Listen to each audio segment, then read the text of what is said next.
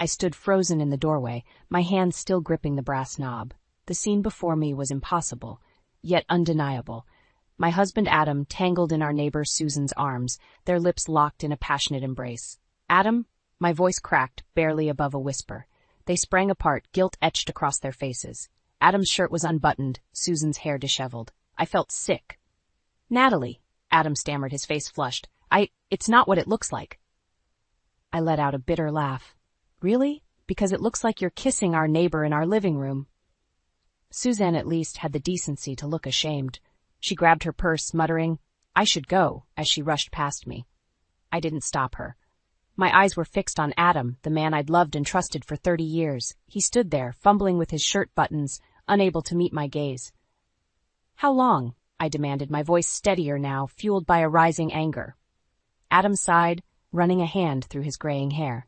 "Natalie, please. It was a mistake, a moment of weakness."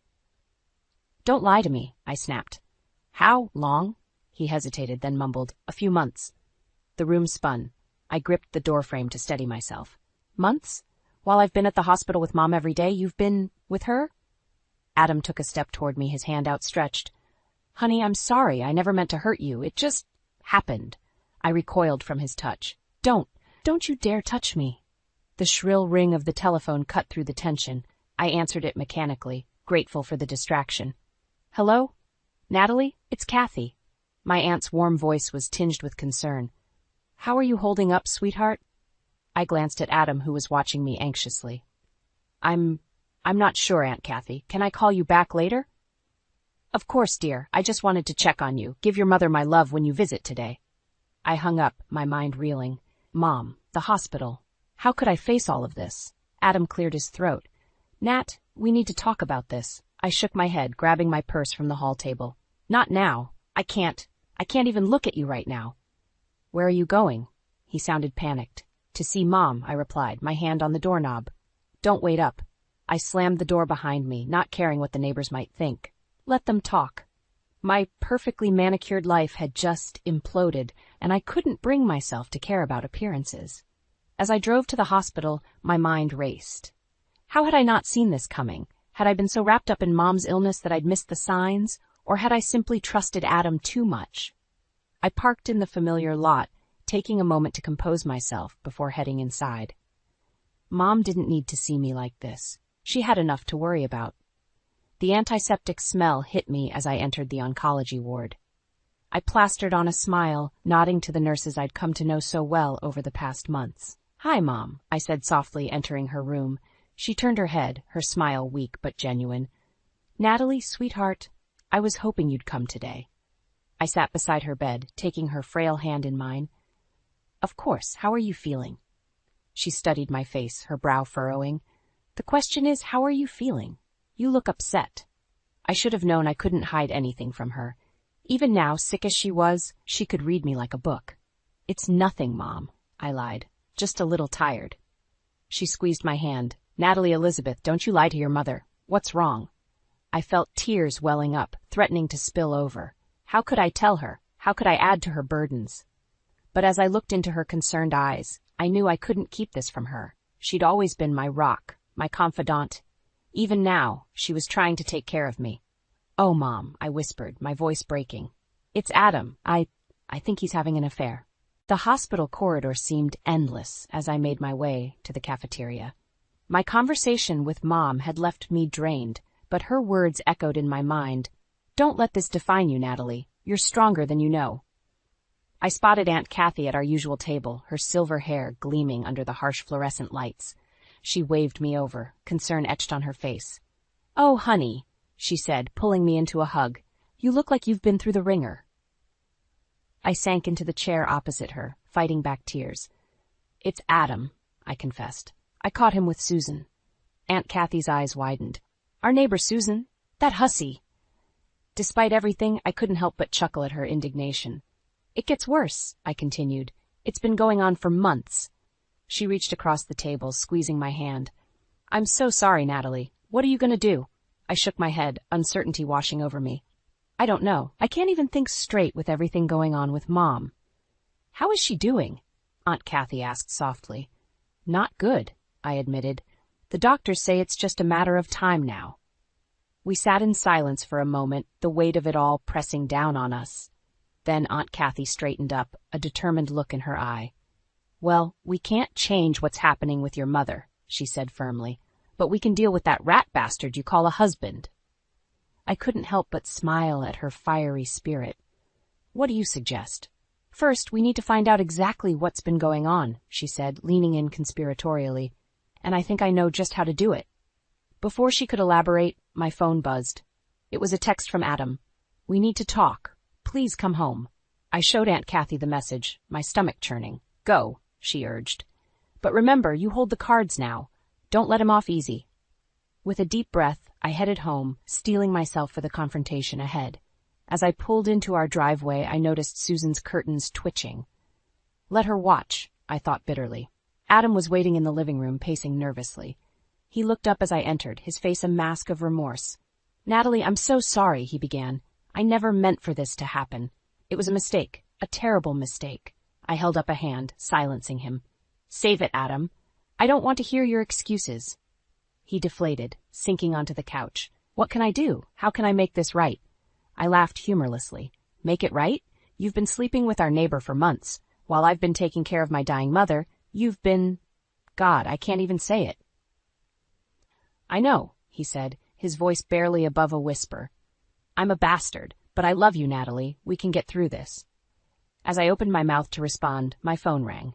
It was the hospital. "Mrs. Henderson, it's about your mother. You need to come quickly." The world seemed to tilt on its axis. I grabbed my purse, heading for the door. "Natalie?" Adam called after me. "What's wrong?" "It's Mom," I said, my voice hollow. "I have to go." He stood, reaching for his keys. "I'll drive you."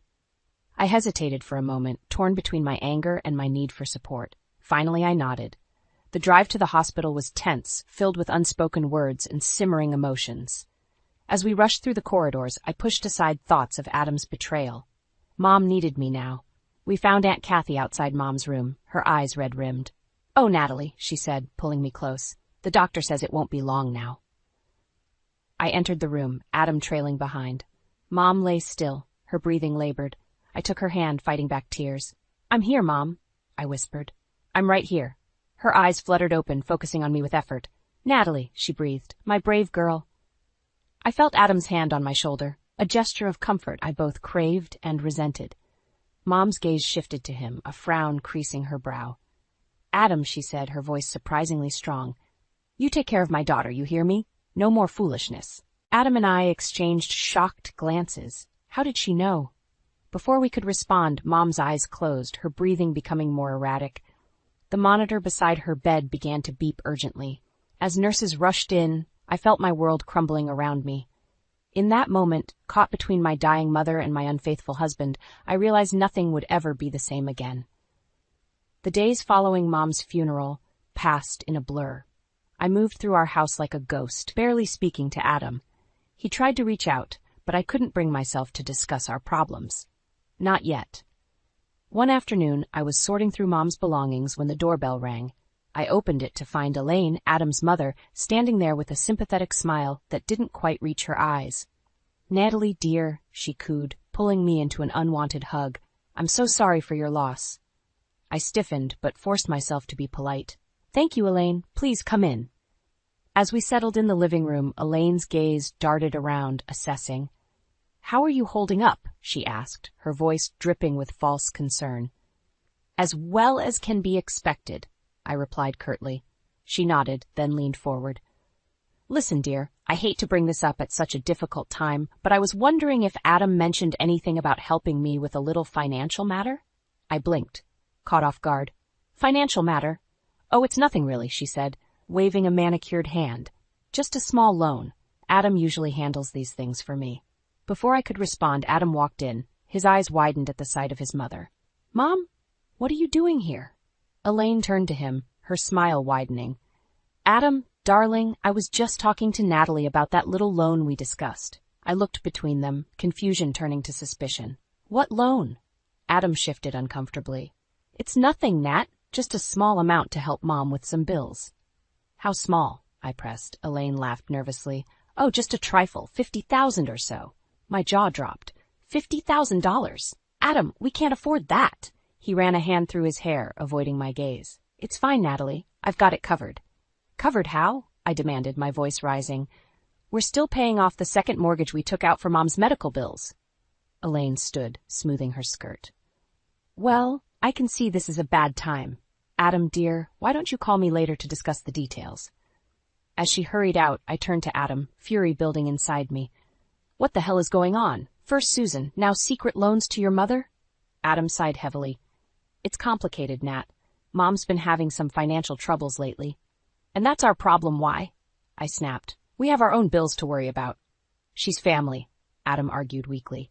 I laughed bitterly. Family? Where was she when my mother was dying, when we were drowning in hospital bills? Adam's phone buzzed. He glanced at it, his face paling. I have to take this, he muttered, stepping out of the room. I followed, my suspicion growing. As he spoke, in hushed tones, I caught snippets of the conversation. No, I can't get more right now. I know, but Natalie's asking questions. Just give me some time. When he hung up, I was standing in the doorway, arms crossed. Who was that? Adam jumped, guilt flashing across his face. Nobody, just work stuff. Don't lie to me, I hissed. Not again. What are you hiding, Adam? He slumped against the wall, suddenly looking older than his years. I'm in trouble, Nat. Nat, he whispered. Big trouble. My heart raced. What kind of trouble? Adam opened his mouth to respond, but was cut off by another knock at the door. We exchanged glances before I went to answer it. Two men in suits stood on our porch, their expressions grim. Mrs. Henderson, one asked. I'm Detective Johnson. This is Detective Martinez. We need to speak with your husband. I felt the blood drain from my face. What's this about? Detective Johnson's eyes hardened. Ma'am, we have reason to believe your husband may be involved in a significant financial fraud scheme. We have a warrant for his arrest. As Adam appeared behind me, his face ashen, I realized that my world, already shaken by his infidelity and my mother's death, was about to crumble completely. The man I thought I knew, the life I thought we had built together, was nothing but a house of cards, and now it was all falling down around me. The house felt like a prison. Every room held memories of the life I thought I had, now tainted by Adam's betrayals. It had been a week since his arrest, and I was still reeling from the revelations that followed. I paced the living room, my mind racing. The sound of the doorbell made me jump. I opened it to find Susan standing there, looking uncomfortable. Natalie, I need to talk to you, she said, her voice trembling.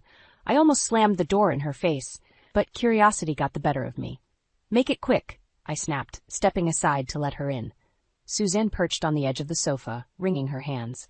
I'm so sorry about everything. I never meant for it to go this far. This far? I laughed bitterly. You mean sleeping with my husband wasn't the end goal? She flinched. No, it's complicated. Adam, he was using me. I froze. What do you mean? Susan took a deep breath. He needed information about my work at the bank. Said it was for a big investment opportunity. I thought he loved me. My head spun. You gave him confidential information? She nodded, tears streaming down her face. I didn't know he was using it for fraud. I swear, Natalie, I had no idea. As Susan sobbed, my phone rang. It was Elaine. I answered, my patience wearing thin. Natalie, dear, Elaine's saccharine voice grated on my nerves. I hope you've reconsidered that loan. With Adam's situation, I'm sure you could use the money back. I gritted my teeth. What are you talking about, Elaine? What money? There was a pause. The money Adam's been sending me, of course, for my new condo. My blood ran cold. How much exactly has Adam been sending you? Oh, about $500,000 over the past year, Elaine said casually. But don't worry. I'm sure once this misunderstanding with the police is cleared up, he'll be able to send the rest. I ended the call, my hands shaking. $500,000. Our life savings, gone. Suzanne was staring at me, her eyes wide. Natalie, I'm so sorry. I never meant. Get out, I hissed. Get out of my house and stay away from my family. As soon as she left, I called Aunt Kathy. I need your help, I said, my voice breaking. Everything's falling apart. An hour later, Aunt Kathy arrived, armed with a bottle of wine and a determined expression. As I poured out the whole sordid story, she listened intently, her face growing grimmer by the minute. Oh, honey, she sighed when I finished. What a mess, but we'll figure this out together. I took a shaky breath. I don't even know where to start.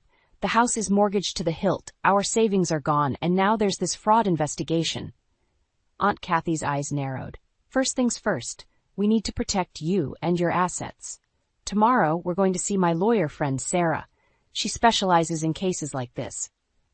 I nodded, feeling a glimmer of hope for the first time in days. As if on cue, my phone buzzed with a text from an unknown number. Mrs. Henderson, this is Detective Johnson. We need to speak with you regarding your husband's case. Please come to the station tomorrow at 10 a.m. I showed Aunt Kathy the message, panic rising in my chest. She squeezed my hand. I'm coming with you. You're not facing this alone. As we sat there, planning our next moves, I felt a strange mix of fear and determination. My world had been shattered, but I was still standing, and I'd be damned if I let Adam's mistakes drag me down with him. Aunt Kathy, I said, my voice steadier than I felt, I think it's time I learned exactly what's been going on. No more secrets, no more lies. I need to know everything, even if it hurts. She nodded, a fierce pride in her eyes. That's my girl. We'll get to the bottom of this, and then we'll figure out how to rebuild your life, on your terms this time. As the evening wore on, I steeled myself for the battles ahead. Tomorrow would bring new challenges, but for the first time since this nightmare began, I felt ready to face them head-on. The police station was a hive of activity as Aunt Kathy and I made our way to Detective Johnson's office. My palms were sweaty, and my heart raced. What more could they possibly want from me? Detective Johnson greeted us with a grim expression. Mrs. Henderson, thank you for coming. We've uncovered some troubling information about your husband's activities. I braced myself. What kind of information? He slid a folder across the desk. It appears Adam was involved in a complex embezzlement scheme. We've traced large sums of money moving through various accounts, including one in your mother-in-law's name. My head spun. Elaine? She's involved in this too? We're not sure of the extent of her involvement yet, he replied, but we need to ask you some questions about a recent property purchase she made. As the detective questioned me about Elaine's new condo, a sick feeling grew in my stomach. How could I have been so blind? Aunt Kathy squeezed my hand supportively as I answered each question as honestly as I could. When we finally left the station, I felt drained. We need to confront Elaine, I said, my voice shaking with anger and exhaustion. Aunt Kathy nodded. I'm right beside you, honey. We drove to Elaine's new condo, my mind racing with all the revelations of the past few weeks. As we approached her door, I heard raised voices inside. You promised me this would work out. Elaine's shrill voice carried through the door. Now what am I supposed to do? A man's voice responded, too low to make out the words. I knocked firmly, my heart pounding. The voices inside went silent. After a moment, Elaine opened the door, her face flushed. Natalie, what are you doing here? I pushed past her into the living room. Aunt Kathy closed behind. A man I didn't recognize stood by the window, looking uncomfortable. Who's this? I demanded. Elaine's eyes darted between us. Just a friend, Natalie. This really isn't a good time. No, I think it's the perfect time, I interrupted. The police just questioned me about this condo, Elaine. What's really going on here? The man by the window cleared his throat. I should go, he muttered, heading for the door. Wait, I called out. Are you involved in Adam's scheme too? He froze, then slowly turned back. Look, lady, I don't know anything about any scheme. I'm just the real estate agent who sold this place to Mrs. Henderson. Elaine's face had gone pale. Natalie, please let me explain. But I was beyond listening. Explain what? How you and Adam stole my mother's inheritance? How you've been lying to me for months? Tears welled up in Elaine's eyes. It wasn't supposed to be like this. Adam said he had a foolproof investment plan. We were going to make so much money. The real estate agent took advantage of the commotion to slip out, leaving us alone with Elaine. Aunt Kathy stepped forward, her voice steel. How much did you know about Adam's illegal activities, Elaine? Elaine collapsed onto the sofa, sobbing. I didn't know it was illegal. I swear. Adam just said he needed my help to move some money around. He promised we'd all be rich. I felt sick. And my mother's inheritance? Was that part of the plan too? Elaine nodded miserably. Adam said once your mother passed, we'd have even more to invest. I'm sorry, Natalie. I never meant for it to go this far. As I stood there, staring at my sobbing mother-in-law, a strange calm settled over me. In that moment, I realized I had a choice to make. I could let this betrayal consume me, or I could use it as fuel to rebuild my life on my own terms. I turned to Aunt Kathy, my voice steady. I want to see Mom's lawyer tomorrow. It's time I took control of my own future. Aunt Kathy nodded, a proud smile on her face. That's my girl. As we left Elaine's condo, I felt a weight lift from my shoulders.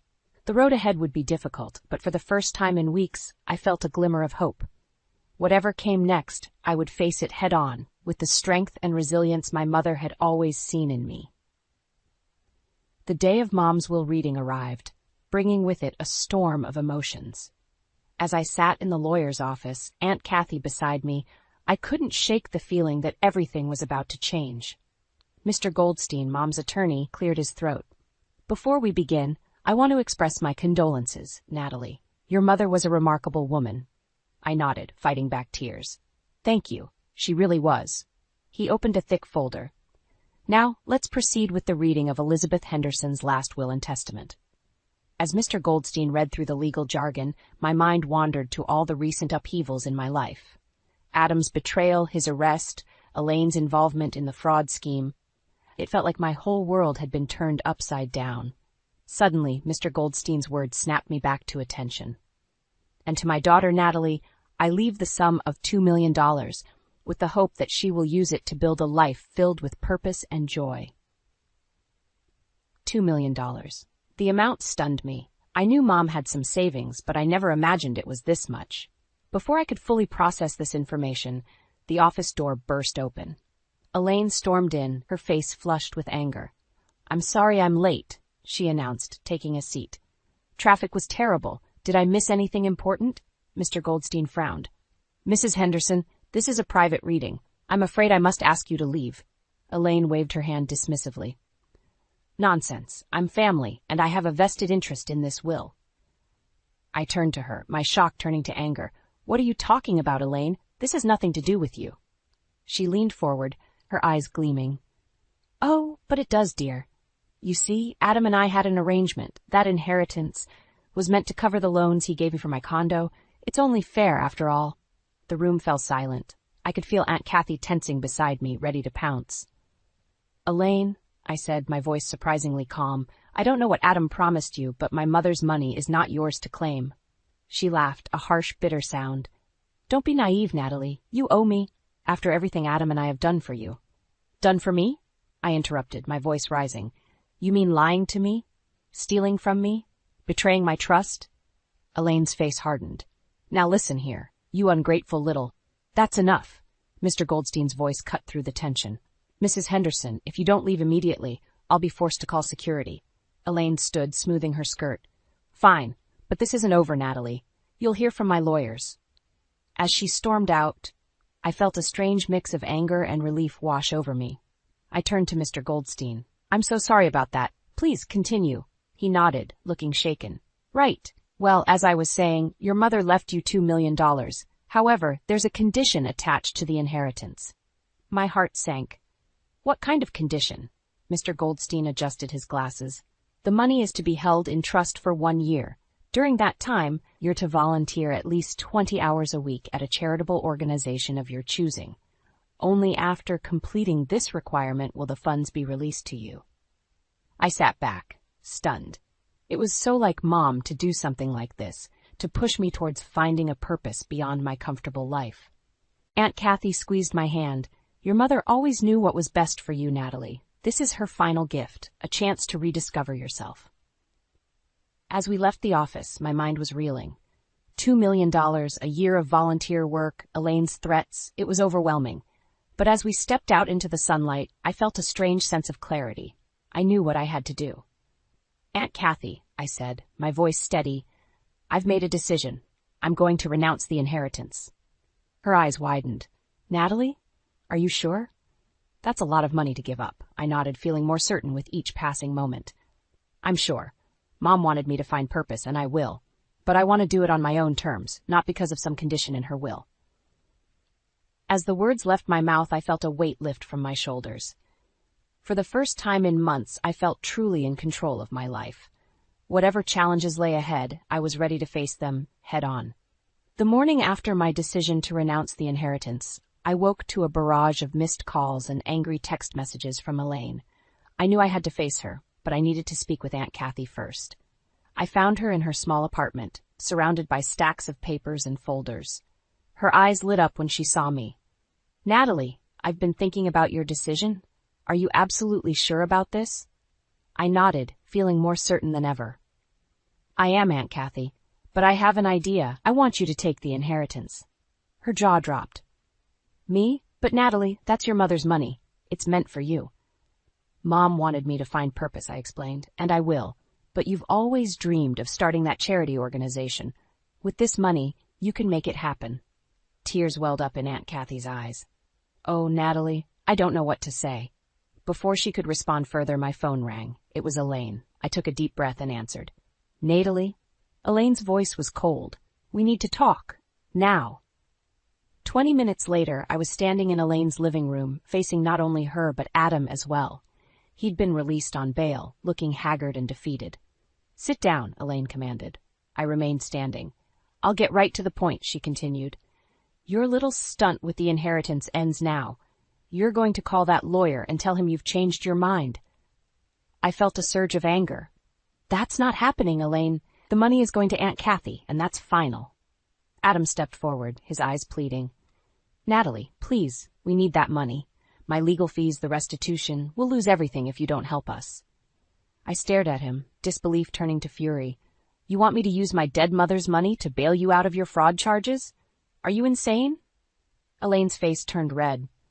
"Now you listen here, you ungrateful little—" "No, you listen," I interrupted, my voice rising.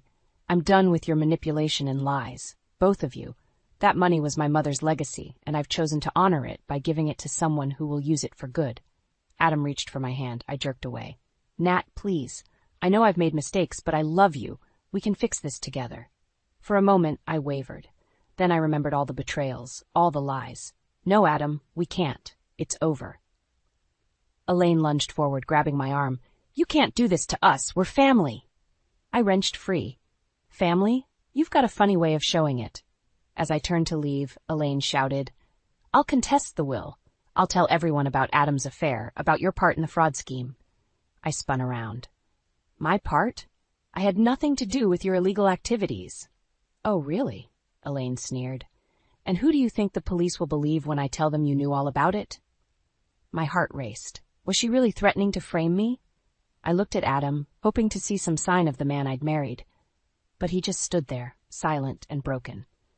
In that moment, something inside me snapped. All the pain, all the anger I'd been holding back, came rushing to the surface. "Go ahead," I said, my voice low and dangerous. "Try it. Because I've got nothing left to lose, Elaine. You've taken everything from me, my trust, my marriage, my peace of mind. But I won't let you take my integrity or my mother's legacy." I stepped closer, meeting her shocked gaze. "So do your worst. But remember this. I'm not the weak, compliant daughter-in-law you thought you knew. I'm Elizabeth Henderson's daughter, and I'm done playing your games." With that, I walked out, slamming the door behind me. My hands were shaking, my heart pounding. But beneath the fear and anger, I felt something else stirring, a fierce determination I hadn't known I possessed. As I drove to Aunt Kathy's, my mind raced.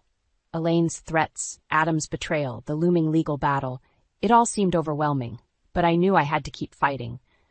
For my mother's memory, for Aunt Kathy's dreams, and for my own future. Whatever came next, I was ready to face it head-on. 6 months had passed since my confrontation with Elaine and Adam. I stood in front of the newly renovated community center, a sense of pride swelling in my chest. Aunt Kathy's dream had become a reality, and I'd been by her side every step of the way. As I unlocked the doors for another day of volunteering, my phone buzzed. It was Adam. I hesitated before answering. "Natalie," his voice was hesitant, "can we talk? In person?" I sighed. "I don't know if that's a good idea, Adam." "Please," he pleaded. "There's something you need to know." An hour later, I sat across from Adam in a small cafe. He looked better than the last time I'd seen him. Less haggard, more like the man I'd married. "I wanted to apologize," he began, "for everything, the affair, the fraud, not standing up to my mother. I've been in therapy, trying to understand why I did what I did." I nodded, unsure of what to say. He continued, "But that's not why I asked you here. Natalie, Elaine is coming to see you today. She's desperate." My heart raced. "What do you mean? She's lost everything, the condo, her savings. She's going to beg you for money, maybe even threaten you again." "I wanted you to be prepared." As if on cue, the cafe door opened and Elaine walked in. She looked older, defeated. When she saw us, she froze. "Well," she said, her voice brittle, "isn't this cozy?" I stood, steeling myself. "Elaine, we need to talk." She sat down heavily, her eyes darting between Adam and me. "I suppose you know why I'm here." I nodded. "You need money." "I have nothing left," she whispered, tears forming in her eyes. "I made so many mistakes. I didn't want to be alone." For a moment, I felt a flicker of sympathy. Then I remembered all the pain she'd caused. "Elaine," I said firmly, "I'm not giving you any money, but I am offering you a chance." She looked up, confused. "Aunt Kathy's charity needs volunteers. It's hard work, long hours, no pay, but it's a chance to do some good, to find purpose." Elaine's face hardened. "You expect me to work for free? After everything?" I stood my ground. "It's your choice, but it's the only offer you're getting from me." For a long moment, silence hung between us. Then, to my surprise, Elaine's shoulders sagged. I'll think about it," she murmured. As Elaine left, I turned to Adam. "Thank you for the warning. I appreciate it." He nodded, a sad smile on his face. "Natalie, I know I have no right to ask, but is there any chance for us?" I took a deep breath, feeling the weight of the past year. "Adam, I don't know. You hurt me deeply, but I'd be lying if I said I didn't still care about you." Hope flickered in his eyes. What if we started over? Not as husband and wife, but as friends. I could volunteer at the center too, if you'll have me." I considered his offer. Part of me wanted to refuse, to protect myself from further pain. But another part, the part that sounded like my mother's voice, urged me to take a chance. "Okay," I said finally. "Friends, and you can start volunteering next week." As I walked back to the community center, I felt a sense of peace wash over me. The past year had been a crucible, burning away the person I thought I was and revealing someone stronger, more resilient. I thought of my mother, of her final gift to me. It wasn't the money, it was the push to find my own path, to discover my own strength. Aunt Kathy was waiting for me at the center, her face beaming. "Ready for another day, partner?" I smiled, feeling truly ready for the first time in months. "More than ready, Aunt Kathy. Let's make Mom proud." As we walked into the bustling community center together, I knew that whatever challenges lay ahead, I had the strength to face them. I had found my purpose, my voice, and my true family. And in doing so, I had found myself.